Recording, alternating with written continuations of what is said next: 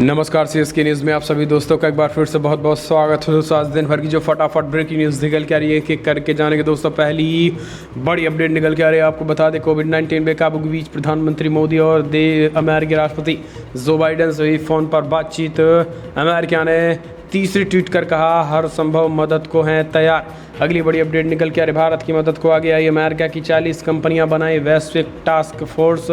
भारत में oxygen supply समेत vaccine को लेकर किया बड़ा ऐलान। तीसरी बड़ी अपडेट निकल के आ रही है तो दोस्तों फिलहाल चीन की एयरलाइंस ने 15 दिनों के लिए रोकी कार्गो फ्लाइट। भारत आनी थी ऑक्सीजन से रिलेटेड कई डिवाइसेस।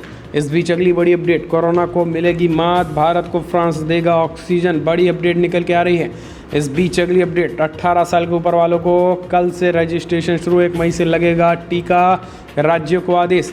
इस बीच सब कुछ खबर एक एक करके आपको विस्तार से बताएंगे। ऑक्सीजन को लेकर भी कुछ एक बड़ी खबर निकल के आई है, डराने वाली है भारत को लेकर आईआईटी की ये रिपोर्ट। वैज्ञानिकों ने क्या कुछ कहा है, पिछले 24 घंटे में फिर से टूटा है रिकॉर्ड। जानेंगे कोविड-19 से क्या है हालात। तो दोस्तों एक एक करके खबरें आपको विस्तार से बताएंगे, लेकिन उससे पहले छोटा सा निवेदन, अगर आपने चैनल को अभी तक सब्सक्राइब नहीं किया तो प्लीज़ सब्सक्राइब की लाल बटन दबाकर चैनल को सब्सक्राइब करें। और अगर आप भी मानते हैं कि प्रधानमंत्री मोदी का नेतृत्व पूरी तरीके से कोविड-19 को हराएगा तो इस वीडियो को लाइक करके अपना समर्थन दर्ज करें। दरअसल पहली बड़ी अपडेट निकल के आ रही है, आपको बता दें फिलहाल कोविड-19 के बीच भारतीय प्रधानमंत्री नरेंद्र मोदी की अमेरिकी राष्ट्रपति से हुई बातचीत। पीएम मोदी और अमेरिका के राष्ट्रपति बाइडेन के बीच फ़ोन पर बातचीत में कोविड-19 को लेकर बनी रणनीति।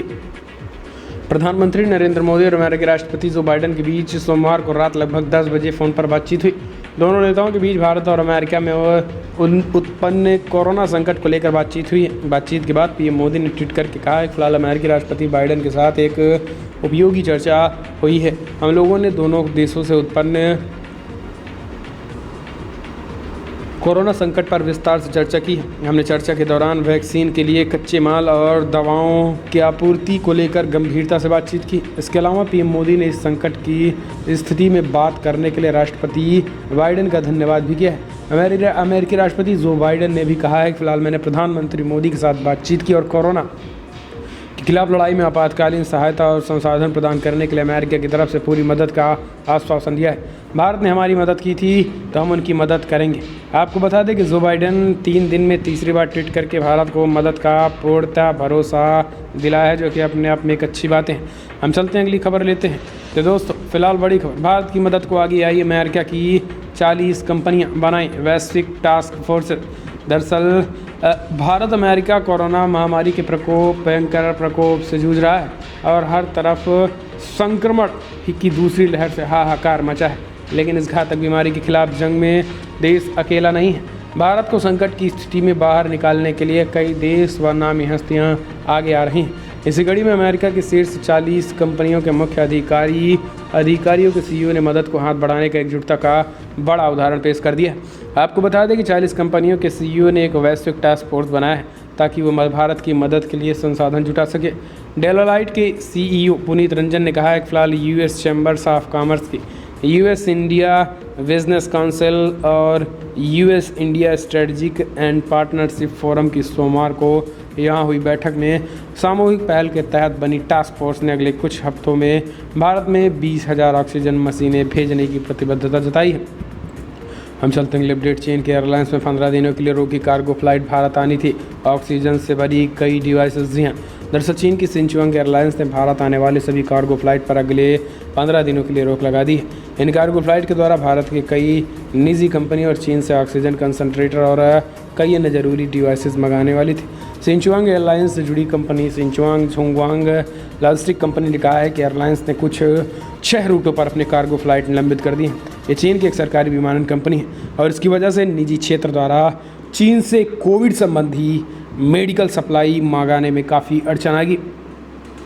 देश में बड़े पैमाने पर ऑक्सीजन की कमी को देखते हुए व्यापारियों ने ऑक्सीजन कंसंट्रेटर चीन से आयात करने का निर्णय लिया था और इसी वजह से चीन अब इन 15 फ्लाइटों को पूरी तरीके से 15 दिनों के लिए रद्द कर दिया है।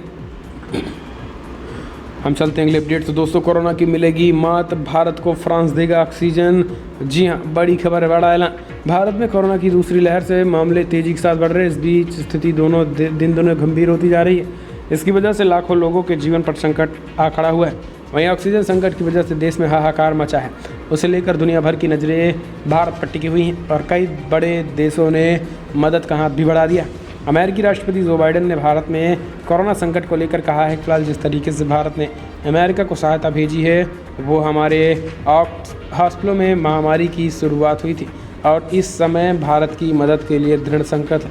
तो अमेरिका ने भी कहा है, लेकिन फ्रांस ने भी एक तरीके से वैक्सीन के साथ साथ ऑक्सीजन देने का ऐलान किया। हम चलते हैं अगले अपडेट। 18 साल से ऊपर वालों का कल से रजिस्ट्रेशन शुरू, 1 मई से लगेगा टीका। जी हाँ, राज्यों के पास वैक्सीन का स्टॉक।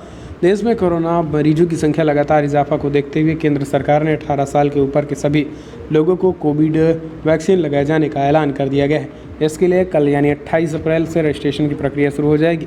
1 मई से 18 साल के ऊपर वाले सभी लोगों को कोरोना का टीका लगाया जाएगा। इसके लिए दिल्ली और महाराष्ट्र समेत कई राज्य सरकारों ने भी फ्री वैक्सीन लगाने की घोषणा की है। ऐसे में सवाल यह है कि वैक्सीन का स्टॉक कितना है, जबकि कई राज्य इसको लेकर सवाल खड़े कर रहे हैं। देश में 1 मई से कोविड-19 का टीका का तीसरा चरण शुरू होने वाला है। इससे पहले ही कांग्रेस शासित राज्य पंजाब, छत्तीसगढ़, राजस्थान और झारखंड में कोरोना वैक्सीन की उपलब्धता को लेकर हाथ खड़े कर दिए थे। चलते हैं अगले अपडेट। भारत में कोरोना की दूसरी लहर ने मचाया तांडव, तो पाकिस्तान में भी कोविड-19 से हालात धीरे धीरे खराब हो रहे हैं। दरअसल बड़ी खबर निकल के आ रही है, इस वक्त कोविड-19 से कोरोना संक्रमण देश में हर दिन हिस्सों में हॉस्पिटलों के बाहर लोगों की भीड़ हो रही है। दिल्ली हो या लखनऊ या फिर मुंबई, हर जगह पर एक ही हाल है। वहीं हॉस्पिटल में बेड नहीं तो कहीं हॉस्पिटल में ऑक्सीजन नहीं है। इन सब के बीच भारत में कोरोना के हाहाकार की चीख सीमा पार भी सुनाई दे रही है। इस बीच पाकिस्तान के प्रधानमंत्री इमरान खान और पाकिस्तान के विदेश मंत्री शाह महमूद कुरैशी इस मामले पर बयान सामने आया है।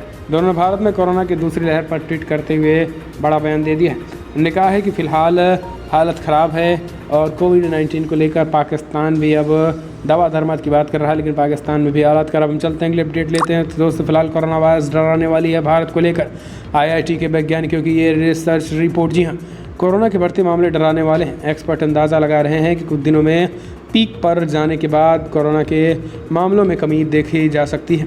इस बीच IIT वैज्ञानिकों की एक टीम ने आने वाले दिनों में भारत में कोरोना के जो संभावित मामले आए हैं वो चिंता बढ़ाने वाले हैं। IIT वैज्ञानिकों ने अपने गणितीय मॉडल के आधार पर बताया है कि फिलहाल भारत में 14 से 18 मई के बीच कोरोना के मरीजों की संख्या 38 से 48 लाख तक पहुंच सकती है। वहीं 4 से 8 मई के बीच हर दिन संक्रमण के मामले 4.5 लाख तक पहुंच सकते हैं। आपको बता दें कि फिलहाल हर दिन कोरोना के 3.5 लाख से ज़्यादा मामले सामने आ रहे हैं। कानपुर और हैदराबाद में इंडियन इंस्टीट्यूट ऑफ टेक्नोलॉजी के वैज्ञानिकों ने अनुमान लगाया है कि फिलहाल कोविड-19 बेहद तेज़ी के साथ 10 मई तक बेकाबू हो सकता है। हम चलते हैं अपडेट लेते हैं। दोस्तों, बड़ी खबर निकल के आ रही है। कोरोना के बीच गूगल और एप्पल ने भारत की मदद के लिए बढ़ाया हाथ। जी हाँ, दरअसल कोविड-19 भारत में अपना खैर बरपा रहा है और इस बीच 3 लाख से ज़्यादा केसेज जो रोज़ आ रहे हैं। रविवार की बात करें तो फिलहाल इस दिन 3,55,000 करीब मामले सामने आए हैं, तो 28 से ज़्यादा लोगों की मौत हो गई है। इस बीच Google, Apple, Microsoft, Xiaomi, Amazon, Cred, Paytm और जोमेटो के अलावा CEOs संकट की घड़ी में भारत की मदद के लिए सामने आए हैं। ये कंपनियां फंड, मेडिकल सप्लाई और टेक सपोर्ट भी दे रही हैं। हम चलते हैं अपडेट। बड़ी खबर निकल के आ रही है। यूपी के ग्रामीण इलाकों में भी कोरोना पहुंचा भयावह, 18% के करीब मृत्यु दर बढ़ी। कोरोना वायरस अब यूपी के ग्रामीण इलाकों में पहुंच गया और अब तक मौत से ज़्यादातर मामले शहरों में आ रहे हैं, लेकिन छोटे जिलों व ग्रामीण इलाकों में मौत का ग्राफ बढ़ने लगा है। मार्च से कोरोना वायरस का असर ज़्यादातर शहरों तक सीमित था। ग्रामीण इलाकों में कभी कभार संक्रमित मिल रहे थे, पर स्वास्थ्य विभाग के मुताबिक 31 मार्च को सिर्फ 2 जिलों में 100 से अधिक मरीज थे। 10 अप्रैल को 60 जिलों में 100 से कम मरीज थे। 15 अप्रैल को 26 जिलों में, 20 अप्रैल को 10 जिलों में, 25 अप्रैल को सिर्फ 6 जिलों में 100 से कम मरीज हैं। से सभी जिलों में संख्या से अधिक हैं। मरीजों की संख्या बढ़ी तो मौत का ग्राफ भी बढ़ने लगा है। 15 अप्रैल तक पूरे प्रदेश में 10,000 करीब लोगों की मौत हो गई है। हम चलते हैं अगले अपडेट। परिणाम। 2 मई को विजय जुलूस पर चुनाव आयोग की रोक हाई कोर्ट ने लगाई थी फटकार। जी हाँ, भारत में कोरोना के बेकाबू हालात को देखते हुए चुनाव आयोग ने बड़ा कदम उठा दिया है। चुनाव आयोग ने विधानसभा चुनाव के परिणाम आने पर जश्न मनाने पर रोक लगा दी है। चुनाव आयोग ने 2 मई को मतगणना के दिन या फिर उसके बाद विजय जुलूस पर प्रतिबंध लगा दिया है। चुनाव आयोग ने जीते हुए उम्मीदवारों को 2 लोगों के साथ सर्टिफिकेट लेने की अनुमति दी है। आपको बता दें कि 5 राज्य पश्चिमी बंगाल, तमिलनाडु, असम, केरल और पुडुचेरी में हुए विधानसभा चुनाव के नतीजे 2 मई को घोषित किए जाएंगे। 4 राज्यों में चुनाव समाप्त हो गया है, जबकि बंगाल में एक चरण का मतदान बाकी है। 29 अप्रैल को 8वें और आखिरी चरण का चुनाव होना है। इससे पहले चुनाव आयोग ने ये अहम फैसला भी लिया है। हम चलते हैं अपडेट। तो दोस्तों फिलहाल अखबारों में ऐड दे रही है आम आदमी पार्टी की सरकार ने मांगे ऑक्सीजन टैंकर। बीजेपी ने पूछा जनता के पास क्या है। दरअसल दिल्ली के हॉस्पिटल में ऑक्सीजन की किल्लत पर अरविंद केजरीवाल की सरकार ने समाचार पत्रों में विज्ञापन देकर लोगों को ऑक्सीजन टैंकर की जानकारी देने को कहा है। दिल्ली सरकार द्वारा अलग अलग अखबारों में ऑक्सीजन टैंकर के लिए विज्ञापन दिए जाने पर भाजपा ने दिल्ली के मुख्यमंत्री केजरीवाल और आम आदमी पार्टी पर निशाना साधा है। भाजपा ने ट्वीट करके कहा है कि फिलहाल आज देश भर में अखबारों में करोड़ों के विज्ञापन देकर ऑक्सीजन टैंकर मांगा जा रहा है। आम जनता के पास ऑक्सीजन टैंकर क्या है? सीएम साहब, अगर वाकई दिल्ली की चिंता होती तो न इतने देर से जागते और ना ही ये ढोंग करते, सीधा टैंकर सप्लायर से बात करते और पैसे देकर टैंकर ले लेते। लेकिन आपको तो बस जनता को ये दिखाना है, रोना है और एक तरीके से विधवा विलाप करने की आपकी आदत हो गई है। हर बात पे आप रोना शुरू कर देते हैं और यही कारण है कि आप दिल्ली संभल नहीं रहा तो रोएंगे ही आप। हम चलते हैं अपडेट। कोरोना पर सुप्रीम कोर्ट का सवाल, ये नेशनल इमरजेंसी नहीं तो क्या है? केंद्र से मांगा ऑक्सीजन की उपलब्धता का डाटा। कोरोना के बढ़ते संकट से निपटने के लिए सुप्रीम कोर्ट ने केंद्र सरकार से जो नेशनल प्लान मांगा था उस पर मंगलवार की सुनवाई हुई है। सरकार ने अपना प्लान दाखिल कर दिया और इस बीच सुनवाई के दौरान अदालत ने सवाल किया है कि वैक्सीन के अलग अलग दामों पर केंद्र क्या कर रहा था। अगर अभी की नेशनल इमरजेंसी नहीं है तो क्या है? सुनवाई के दौरान ऑक्सीजन और वैक्सीन की सप्लाई पर भी चर्चा हुई है। अदालत ने ऑक्सीजन समेत अन्य मेडिकल ज़रूरतों पर डाटा मांगा है। अब शुक्रवार को इस पर सुनवाई की जा रही है। कोरोना संकट को लेकर मंगलवार को सुप्रीम कोर्ट में सुनवाई हुई और केंद्र सरकार की ओर से सर्वोच्च अदालत में अपना जवाब भी दी गया है। तो दोस्तों इसको लेकर सुप्रीम कोर्ट ने मांगा है कि आपके पास कितनी वैक्सीन, कितने कोविड, कितने ऑक्सीजन, कितने वो क्या चीज़ आपके पास हैं। इस तरीके से उन्होंने पूरा बायोडाटा मांग लिया है।